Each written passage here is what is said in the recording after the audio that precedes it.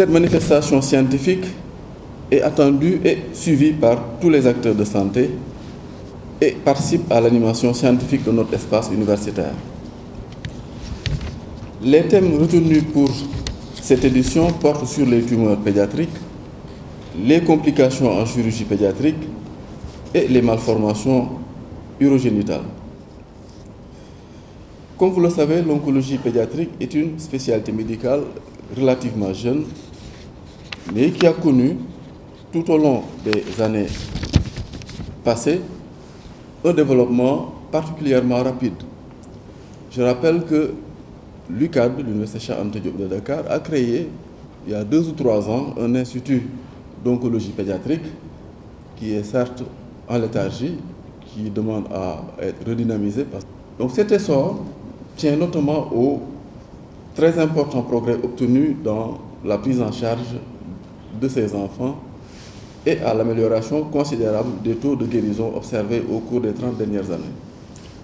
Néanmoins, ces progrès n'ont concerné qu'une partie des enfants dans le monde, principalement du Nord, laissant de côté 80% de la population pédiatrique mondiale, dont celle en particulier du continent africain.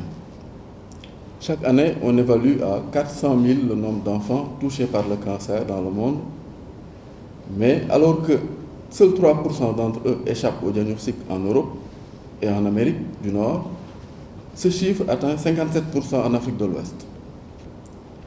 En ce qui concerne les complications en chirurgie, d'une manière générale, ces complications sont communes à tous les types d'interventions chirurgicales. Il s'agit généralement de saignements, d'ouverture de plaies, d'infections ou de complications à distance, comme les phlébites ou les embolies pulmonaires. Quant aux complications post-opératoires, elles demeurent un problème de santé, malgré les problèmes actuels de la médecine. Elles augmentent le taux de morbidité et de mortalité. Le retard de prise en charge est un facteur important dans sa survie.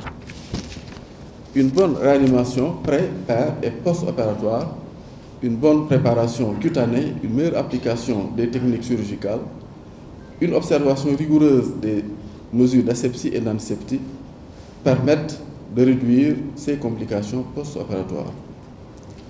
Les malformations urogénitales, autre thématique qui sera abordée durant cette manifestation, peuvent se développer au niveau du tractus urogénital du jeune garçon, de la fille, et peuvent toucher différents organes qu'on peut retrouver donc chez ces individus. Le diagnostic anténatal et un bon examen clinique à la naissance sont actuellement les principales circonstances de découverte de ces anomalies, permettant ainsi une prise en charge précoce.